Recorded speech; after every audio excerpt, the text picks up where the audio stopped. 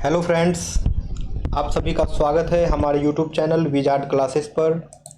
Okay friends, ये जो classes है बीपीएससी टीचर और 17वीं बीपीएससी के लिए जो है ये क्लासेस है। आज के क्लास में जो है हम लोग पॉलिटी के एमसीक्यू करने के लिए जा रहे हैं, जो कि बीपीएससी एग्ज़ाम का प्रीवियस ईयर क्वेश्चन है।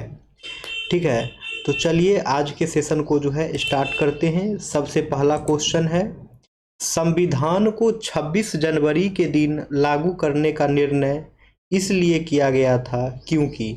तो 26 जनवरी को जो है संविधान को लागू करने का निर्णय लिया गया था। वो निर्णय जो है किस लिए लिया गया था वो पूछ रहा है। तो इसका आंसर हो जाएगा, कांग्रेस जो है इस तिथि को 1930 में स्वतंत्रता दिवस के रूप में मनाया था। ठीक है, कांग्रेस ने 26 जनवरी 1930 को जो है स्वतंत्रता दिवस के रूप में मनाया था। इसलिए जो है संविधान को जो है 26 जनवरी के दिन लागू करने का निर्णय लिया गया था। अब है, वर्तमान में भारतीय संविधान में कितने अनुच्छेद और अनुसूचियां हैं।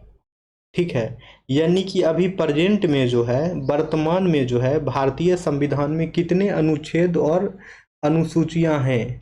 ठीक है, तो इसका आंसर हो जाएगा 395 अनुच्छेद और 12 अनुसूचियां।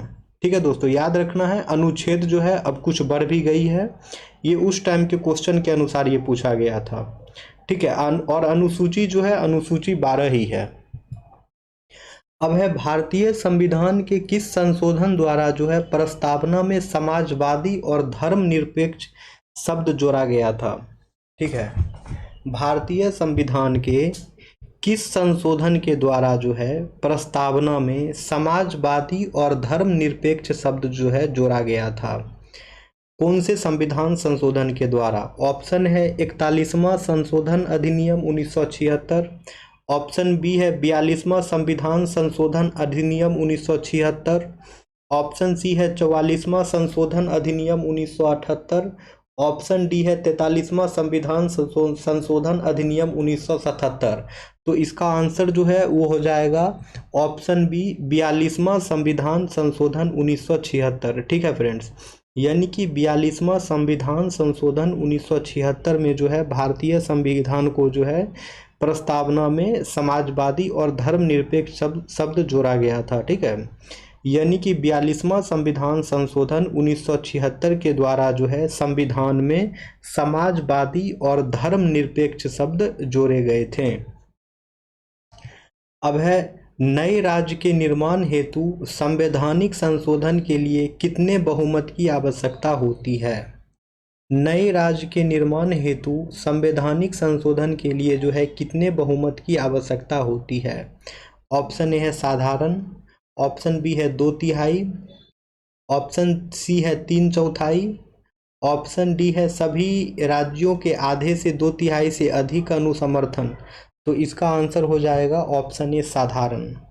इसका आंसर हो जाएगा ऑप्शन ए साधारण, यानी कि नए राज्य के निर्माण हेतु संवैधानिक संशोधन के लिए जो है साधारण बहुमत की आवश्यकता होती है। नए राज्य के निर्माण हेतु जो है संवैधानिक संशोधन के लिए जो है साधारण बहुमत की आवश्यकता होती है। अब क्वेश्चन है, उन मौलिक अधिकारों का चयन करें जो भारतीय नागरिकों को प्राप्त है परंतु गैर नागरिकों को नहीं। उन मौलिक अधिकारों का चयन करें जो भारतीय नागरिकों को प्राप्त है और गैर नागरिकों को जो है नहीं प्राप्त है। ऑप्शन फर्स्ट है भाषण एवं अभिव्यक्ति की स्वतंत्रता, ऑप्शन बी है कानून के समक्ष समता, ऑप्शन सी है अल्पसंख्यकों के अधिकार, ऑप्शन डी है जीवन और स्वतंत्रता का संरक्षण। तो इसका आंसर जो है वो हो जाएगा एक और 3, यानी कि भाषण एवं अभिव्यक्ति की स्वतंत्रता और फिर जो है अल्पसंख्यकों के अधिकार। ठीक है, यानी कि जो अधिकार जो है मौलिक अधिकार भारतीय नागरिकों को प्राप्त हैं परंतु गैर नागरिकों को प्राप्त नहीं है, वो हो जाएगा भाषण एवं अभिव्यक्ति की स्वतंत्रता और अल्पसंख्यकों के अधिकार। अब है, उच्चतम न्यायालय के अनुसार निजी भवनों के ऊपर राष्ट्रीय ध्वज को फहराया संविधान के किस अनुच्छेद के अंतर्गत सम्मिलित किया गया है। ठीक है, यानी कि उच्चतम न्यायालय के अनुसार जो है निजी भवनों के ऊपर राष्ट्रीय ध्वज को फहराना जो है संविधान के किस अनुच्छेद के अंतर्गत सम्मिलित किया गया है? ऑप्शन ए है अनुच्छेद 14, ऑप्शन बी है अनुच्छेद 19(1) का क, ऑप्शन सी है अनुच्छेद 21, ऑप्शन डी है अनुच्छेद 25। तो इसका आंसर हो जाएगा अनुच्छेद 19(1) का क। ठीक है फ्रेंड्स, उच्चतम न्यायालय के अनुसार निजी भवनों के ऊपर राष्ट्रीय ध्वज को फहराना संविधान के अनुच्छेद 19(1) के क से लिया गया है। उच्चतम न्यायालय के अनुसार निजी भवनों के ऊपर राष्ट्रीय ध्वज को फहराना जो है संविधान के अनुच्छेद 19(1) के क से लिया गया है। अब है शिक्षा का अधिकार जो है कब एक मौलिक अधिकार बन गया? शिक्षा का अधिकार जो है कब एक मौलिक अधिकार बन गया? ऑप्शन ए है 1 अप्रैल 2010 को, ऑप्शन बी है 1 अगस्त 2010 को, ऑप्शन सी है 1 अक्टूबर 2010 को, ऑप्शन डी है 1 दिसंबर 2010 को। ठीक है दोस्तों, तो शिक्षा का अधिकार जो है ये जो मौलिक अधिकार बन गया वो बन गया 1 अप्रैल 2010 को। ठीक है दोस्तों, शिक्षा का अधिकार जो है मौलिक अधिकार बन गया 1 अप्रैल 2010 को। ठीक है फ्रेंड्स, नेक्स्ट क्वेश्चन है निम्नलिखित में से किस संशोधन द्वारा जो है मौलिक कर्तव्यों को संविधान में जोड़ा गया? निम्नलिखित में से जो है कौन से संविधान संशोधन के द्वारा जो है मौलिक कर्तव्यों को संविधान में जोड़ा गया? ऑप्शन ए है 42वां संविधान संशोधन, ऑप्शन बी है 44वां संविधान संशोधन, ऑप्शन सी है 46वां संविधान संशोधन, ऑप्शन डी है 51वां संविधान संशोधन। ठीक है दोस्तों, तो कौन से संविधान संशोधन के द्वारा जो है मौलिक कर्तव्यों को संविधान में जोड़ा गया है? तो वो हो जाएगा दोस्तों 42वां संविधान संशोधन। यानी कि 42वां संशोधन के द्वारा जो है मौलिक कर्तव्यों को संविधान में जोड़ा गया है। यानी कि दोस्तों 42वां संविधान संशोधन के द्वारा जो है मौलिक कर्तव्यों को संविधान में जोड़ा गया है। अब है भारत का राष्ट्रपति कितनी बार अपने पद के लिए पुनः निर्वाचन की मांग कर सकता है? भारत का राष्ट्रपति जो है कितनी बार अपने पद के लिए पुनः निर्वाचन की मांग कर सकता है? ऑप्शन ए है 1 बार, ऑप्शन बी है 2 बार, ऑप्शन सी है 3 बार, ऑप्शन डी है कितनी भी बार। तो दोस्तों इसका आंसर हो जाएगा ऑप्शन डी कितनी भी बार। ठीक है, यानी कि भारत के राष्ट्रपति जो हैं वो कितनी भी बार भी जो है अपने पद के लिए पुनः निर्वाचन की मांग कर सकते हैं। ठीक है, यानी कि अनलिमिटेड टाइम्स जो है भारत के राष्ट्रपति जो हैं अपने पद के लिए पुनः निर्वाचन की मांग कर सकते हैं। ठीक है, अब आते हैं नेक्स्ट क्वेश्चन पे। नेक्स्ट क्वेश्चन है भारत के राष्ट्रपति अपनी शक्तियों का प्रयोग किस माध्यम से करते हैं? भारत के राष्ट्रपति जो हैं अपनी शक्तियों का प्रयोग जो है किस माध्यम से करते हैं? ऑप्शन ए है या तो सीधे या अपने अधीनस्थ अधिकारियों के माध्यम से, ऑप्शन बी है मंत्रियों के माध्यम से, ऑप्शन सी है प्रधानमंत्री के माध्यम से, ऑप्शन डी है कैबिनेट के माध्यम से।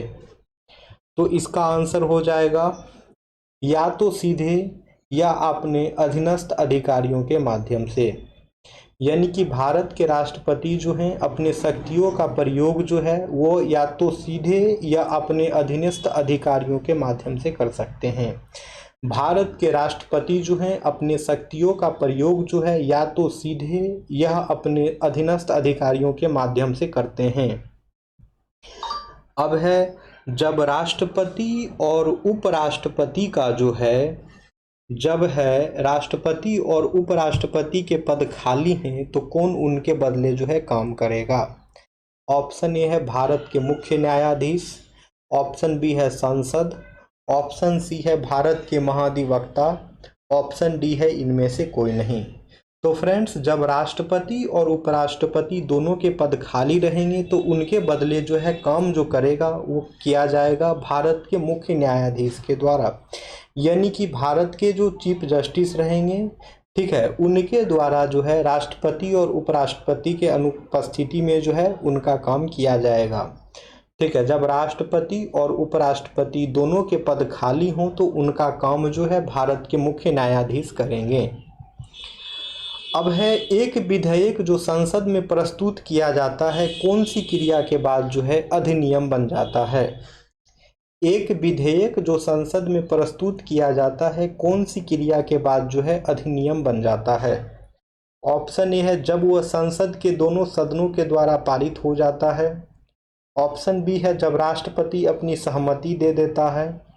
ऑप्शन सी जब प्रधानमंत्री इस पर हस्ताक्षर कर देता है।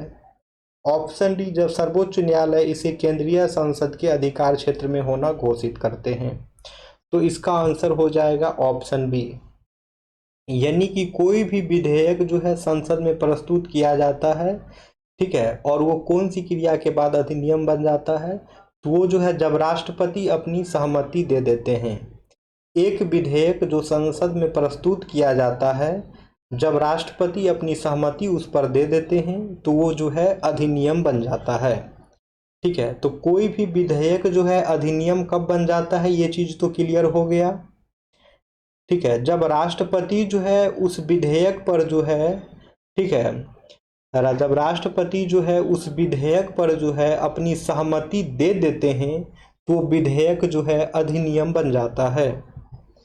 अब है राष्ट्रीय सुरक्षा समिति का प्रधान कौन होता है। अब है राष्ट्रीय सुरक्षा समिति का जो है प्रधान कौन होता है। ऑप्शन ए है गृह मंत्री, ऑप्शन बी है प्रधानमंत्री, ऑप्शन सी है राष्ट्रपति, ऑप्शन डी है उपराष्ट्रपति। तो इसका आंसर हो जाएगा दोस्तों प्रधानमंत्री, यानी राष्ट्रीय सुरक्षा समिति का प्रधान जो है वो प्रधानमंत्री होता है।